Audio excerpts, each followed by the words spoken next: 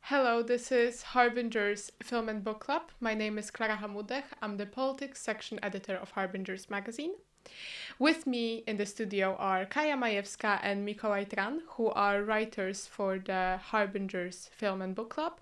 And we have a very special guest here with us today, film director Agnieszka Holland. Hello. Hello, hi. So, Mikołaj and I here wrote the article about your new film, Franz Kafka, and we really enjoyed the movie and watching it, and we think you definitely impressed many people with it, including us. And we were curious what drew you to Franz Kafka as a subject of a film. Franz Kafka, not only as a subject of the film, but as a human being and the artist, was for me very important since practically my childhood or teenage anyway. And I was when I was reading it for the first time, it was a kind of the shock for me. The first novel I read, it was a trial, and I was used to realistic psychological literature before, and all the fantasy of fairy tales, but then it was something completely different, which shown the world and the perspective and the way to see the reality, or to see the I don't know what, very realistic and in the same time very particular way. And I started to feel that it's very true, and that true is not the obvious one, which is accessible to practically everybody immediately, just on the very basic experience of the world. But to open the new perspectives, and it's very relevant. I felt that it's very relevant, maybe because I was living in the communist bureaucracy. Some things which been shown, the justice system, which is totally arbitrary and absurd, and dehumanized the human being, reducing it to some kind of the absurd accused, that it was quite relevant to the system I was living in. But I understood quite quickly that you cannot treat Kafka only on the political basis. That is not even maybe the important. That what is more important is the existential dimension about what we human mean, and what is our destiny, if we have any kind of the influence on our destiny. Uh, anyway, I started after to read his letters and diaries, and I felt that I understand him somehow, or at least that I can know him better. That I have to look, that I maybe can help him, maybe I can protect him somehow. I his very blurry identity and his sensibility and the fact that he's apart, that he's different, made him somebody who was personally very interesting and touching for me. Uh, and one of the reasons I went to Prague to study cinema, it was the city of Franz Kafka. After in 80s, I adapted the trial for Polish television, uh, and I started to think about possible biography, like about 5 years ago, when I started to go to Prague more often. I shot several movies there, and I seen the ironic situation when Kafka was practically unknown to Czechs before the revolution and Velvet Revolution in 1989, because he was not interested for Czech general culture audience before the Second World War. And after the Second World War, when the Czechoslovakia became one of the most Stalinian countries, he was practically forbidden. He was considered as a bourgeois, degenerated writer. So with the political freedom and economical freedom came also the realization that Kafka is an important good, that his brand can be sold as a tourist attraction. And quite quickly, he became the part of the tourist industry, one of the most efficient. And I found the fact that somebody so shy and so private, as somebody who didn't want to survive himself, who asked his friend to destroy practically all his writing, that he became like the public celebrity and the object of many gadgets and tours and monuments and museums and so on. And I thought that I have to put on the side all that and also the piles of books which were written about him, and try to look for the human living being. However, there was this thread talking about the movie itself. It was throughout the movie and also in the end of the movie, where Franz admits himself into this care home for men only. And we were wondering if this actually happened in his life, or was this just a metaphor which you used to portray what was going on in his head? Actually, it happened in reality. It was the Really? institution.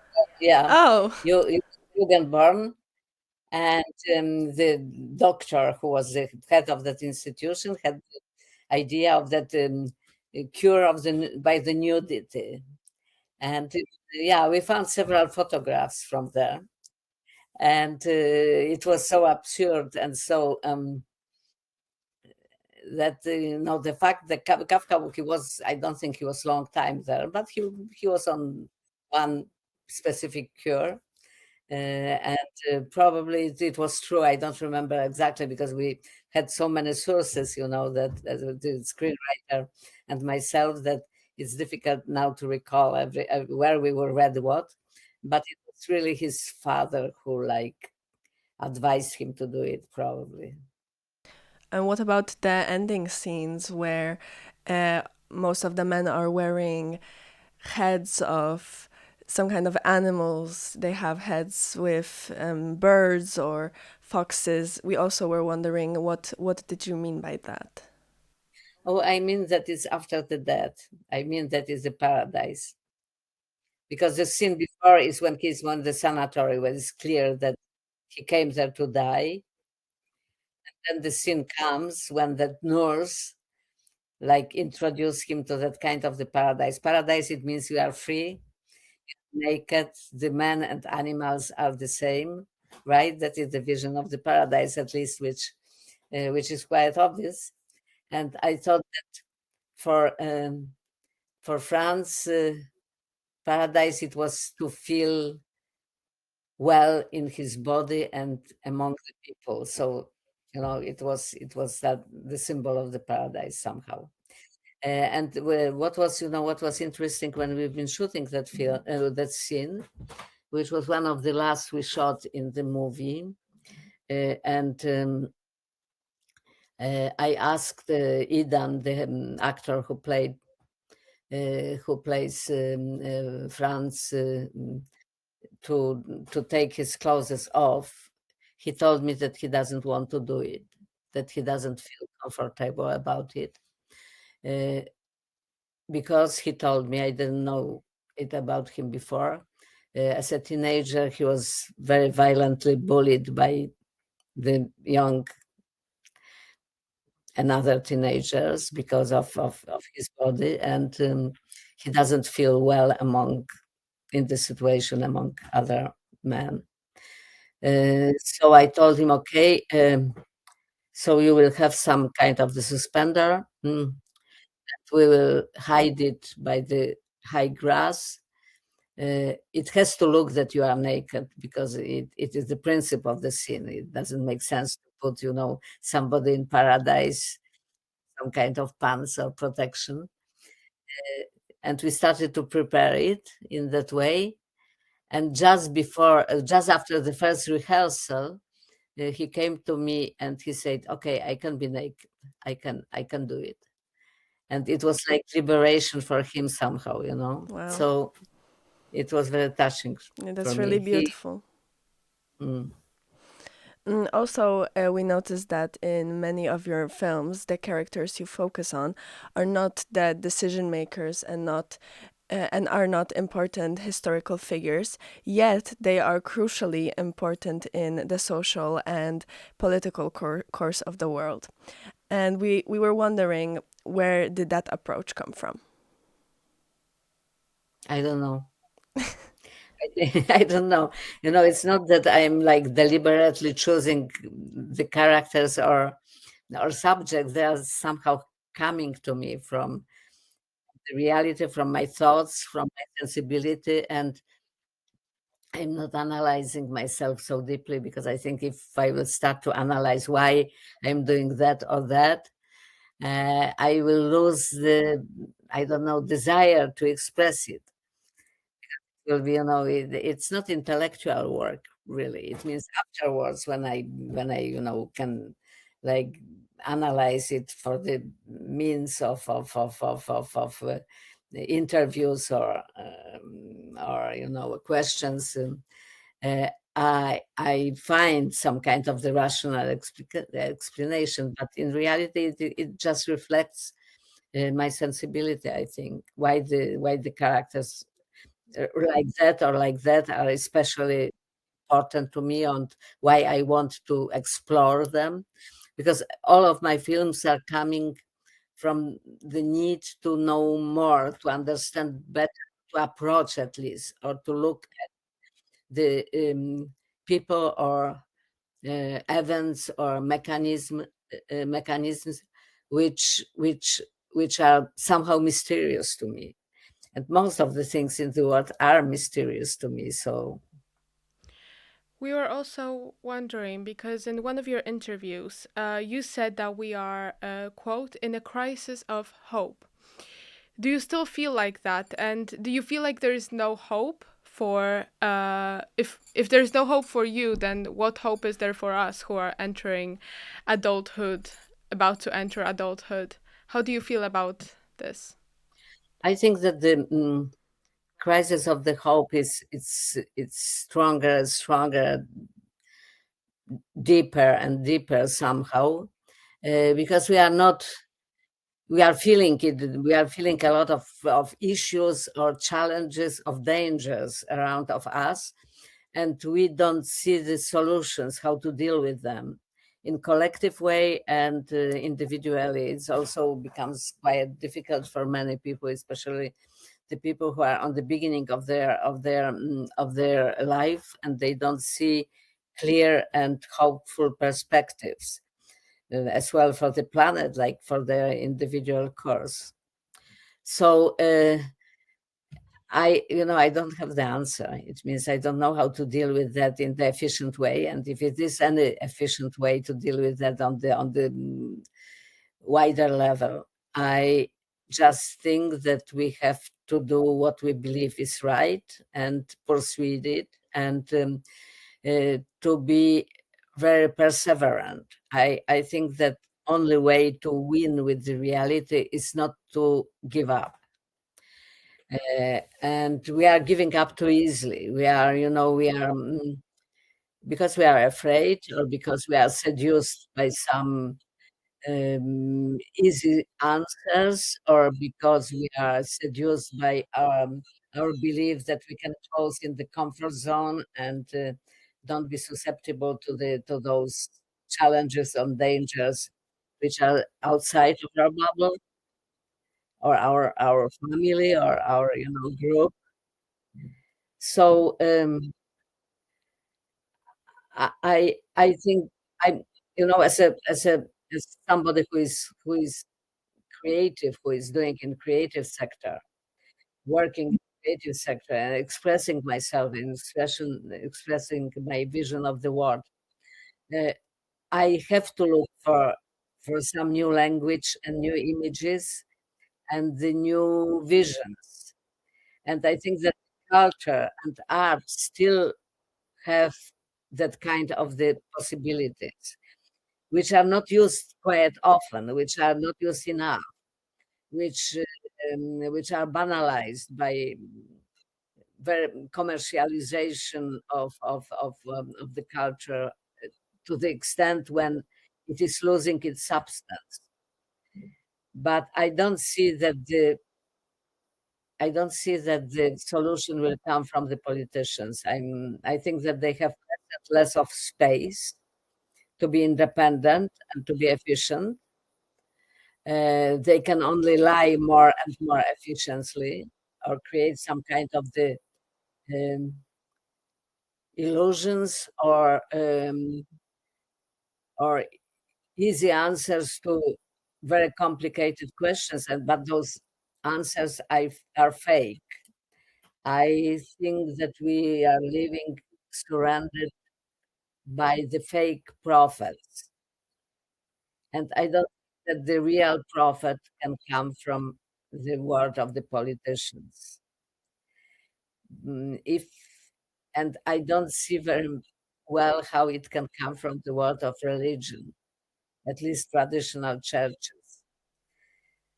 So Yes, you said that you are expressing yourself through movies, and in your movies, in your work, you present a lot of political ideas, and a lot of people. I was reading reviews on FilmWeb, I believe, of The Green Border.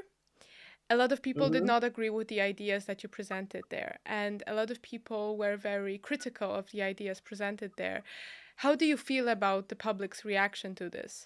Does it touch you, or do you Well, react to this somehow, or that, that reaction was mixed because we are living in deadly polarized society, and we don't have the common values. Even the values which are the base of our civilization, as you know, and the right wing people like to express, which is Christian tradition, for example, or Christian philosophy, or Greek and Christian tradition. We are not respecting it. Those who are claiming that they are, Christians, don't respect the Christian values. So it is very difficult to find the common ground among those different visions, because they are not relevant to the philosophy they are claiming. And it's very difficult to find the common ground now, and we don't have the authorities which will be the authorities for everybody, or at least for some kind of the less or more common agreement. Neither institutions, neither laws, neither the people are not the authorities for majority of the big majority of the society. And so I cannot believe that when I'm touching the subject, which is difficult politically and controversial socially, that I will find everybody agreeing with me. I my goal with the film like that is to express the reality once as objectively as I am able to, and in the way which is as human as possible. It means the perspective which is for me important, the most important, is not geopolitical, but humanistic. And also to wake up some kind of the sensibility, exactly, uh, when regarding other destinies and other choices of the people who are not from our zone of comfort, and to see the people in them, to see the human in them. Uh, and if it's controversial, I think personally it's not controversial. After another things that are controversial is what solution to that situation, the situation of massive migration, for example, or situation migrations channel, which is manipulated by the politicians from hostile countries. Deal with that politically and practically. But that it wasn't my goal. It was my goal. It was just to show that in the moment when you legalize the fact that some human beings don't have the rights to the security and life, and they are worse than we are, you open the um, straight way to the real fascism, to the practical fascism. And that it means also that the values we build our life after the Second World War are not viable anymore. So are you saying that through your movies you want to build up in people a sense of responsibility to do something, to move towards something, to help someone? Well, we are responsible for other people, don't we? Well, yes, definitely.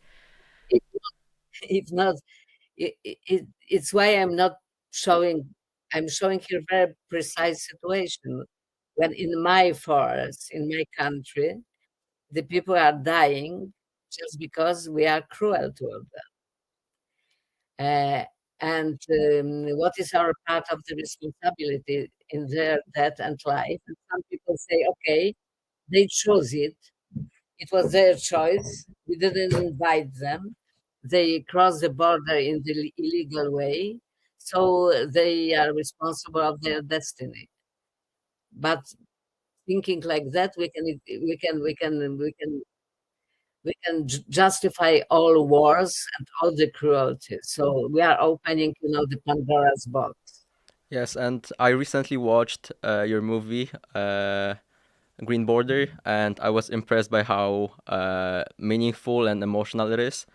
And I have a question, and I don't know if you can answer it. Are you planning on uh, making a similar movie, or uh, to maybe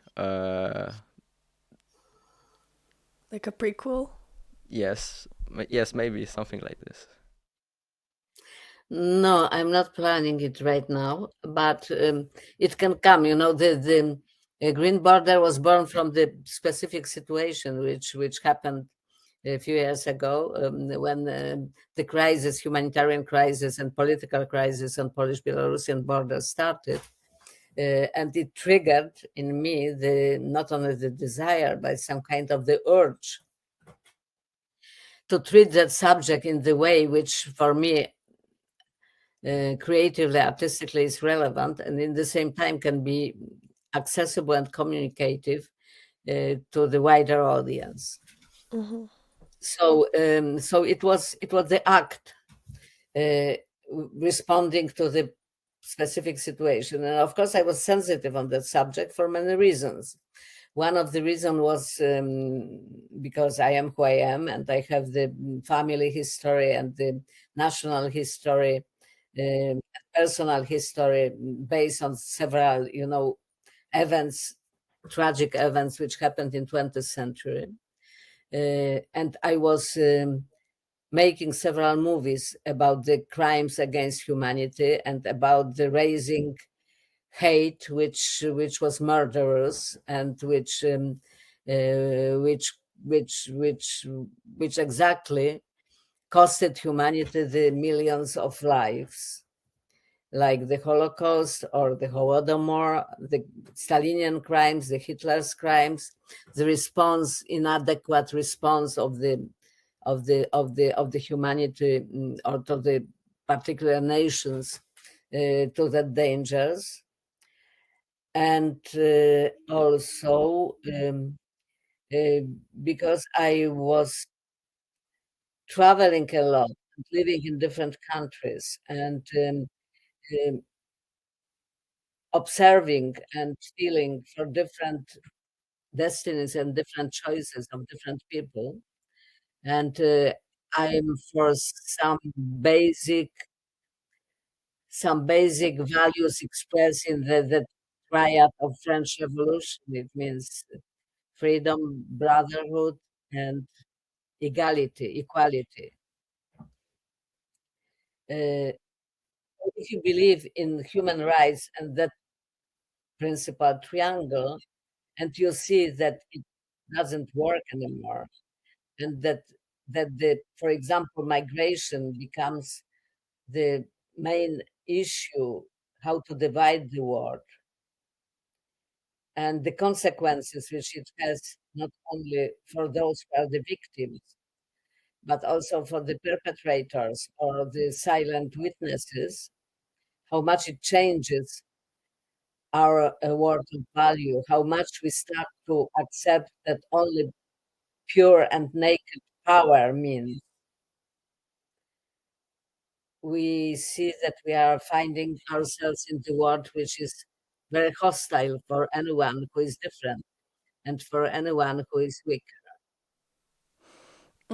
Also, many patriotic Poles say that the production of Green Border is anti-Poland, anti-Polish. Do you agree with that? Do you think it's true? No, of course it's not. It means I can say that they are anti-Polish in some way, because in, in our film you have the Poles who are generous and helping, and you have the Poles Yeah. who are pushed by the political regime to be cruel. Some of them start to find some kind of the pleasure in that cruelty, and they believe that it is justified. So we have different kind of choices and different kind of Poles. You have also one of the main characters, the bodyguard. He is absolutely open to the humanity, but the system asks him to do the things which he feels unhappy and lost in doing, and more than uncomfortable somehow. Um, so I'm showing the price of different choices. We have different choices. The political people have different choices. They can choose. They can choose the violence. They can choose the collaboration. They can choose to try to address the roots of the problem, the roots of the challenge, or to cut it with the sword. I guess some people have a hard time accepting that they actually have a choice. Well, yes, the choice is freedom. Is exactly freedom means that you have the choice and you are using your choice, and the choice is always much more complicated and hard than just the submission to some ideology or to some political power or to some organization like, I don't know, army or party or something. I am anarchist somehow, by philosophically I am anarchist. In the same time, I believe that the state as an organization has the duties toward all citizens, not only those who are mm, educated, rich, or religious, or whatever. Or, I would also like to ask you about the colors in Green Border. What was the vision? What was the vision behind making this movie black and white? it was several reasons why we do it, and because that question was quite often posed by the journalists or people at the Q&A. We had like 7 or 8 answers because it was boring to answer always the same way. But probably the most honest answers is that we wanted to uh, make that reality somehow timeless. The activists who started, or the local people who started to experience that situation, that people hiding, that chased in the forest, and their hunger and their terrible physical conditions and their fear reminded them the situation from the Second World War, and even some props, like I don't know, the trucks, and the way the chases and the pushbacks worked reminded very much the situations also from the Second World War, for example. So somehow they had a lot of associations with the past, and we wanted to make that film in the same time aesthetically timeless, and in the same time having that documentary urgency of the style. So black and white was the most relevant, most appropriate to achieve that. And by the way, I like black and white. I feel well in the black and white cinema. Well, moving on to another movie of yours, because we know that you support adopting animals and you like spreading the awareness of animal rights. So therefore, when you read Olga Tokarczuk's Prowadź swój pług przez kości umarłych, did you feel like, yes, this is something I want to make a movie about because that's what you support? And I mean Spór, the movie Spór. Yeah. Spór, in Polish Pokot. Yeah. Mm-hmm. I like theoretically I was always for animal rights, and I liked animals, but my private or my psychological, I don't know how to call it, connection to the animals have been quite superficial. And when as a child I had the dog who I loved very much. It was a great experience of love for me.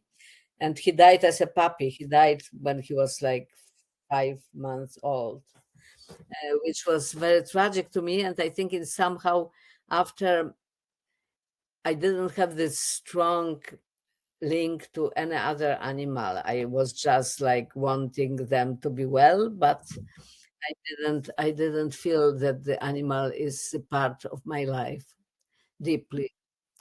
And I wasn't vegetarian. I was eating meat. And the reason why I was, of course, against any kind of the cruelty toward animals and the arbitrary way to take their lives. But in the same time, if you are eating meat and you are accepting somehow that the humanity it's in generally for eating animals, it's difficult to be very radical. It's somehow hypocritical, right? Yeah. So, for example, industrial way of killing animals is extremely cruel, but you can tell, okay, but the hunters are not so cruel because they are just kill animal on the spot. The animal is not suffering so much like in the slaughterhouses. So it opens a lot of things I wasn't so much thinking before. And I made that film also because it was great story and great character. And I wanted to do something of Olga's writing, and that it was the most appropriate to adapt. And several layers, that is a thriller, that is a psychological story, that is like fairy tale a bit, that is some kind of there's a lot of humor there, absurd humor. So I did it for many reasons. After when I did it, I started to feel more and more that Dushejko, the main character, Andrew, that I start more and more to be sensitive to what's sensitive to. And eating meat of the mammals, it means the brothers and sisters of the same kind. I'm still eating birds and fishes, but I think I will gradually stop doing that. Yeah. And after I got the dog who changed my life, because it's a very difficult dog and reactive and fearful and aggressive sometimes and very emotional. And that dog learned me to observe, to be patient in the way for example, when I was a mother, when I had the little child, I didn't feel in the same way. It was much more superficial somehow for me. So I started to look at the animals in totally different way. And now when you go on my Facebook, the 95% of the things is about a bunch of dogs, Yeah. saving the horses or the straight cats and so on and so on. And yeah, I'm not so touched by humans as I am by animals right now. So, this was Harbinger's Film and Book Club magazine. Thank you, Miss Holland, for being here with us. And thank you guys for watching. Thank you guys for the conversation.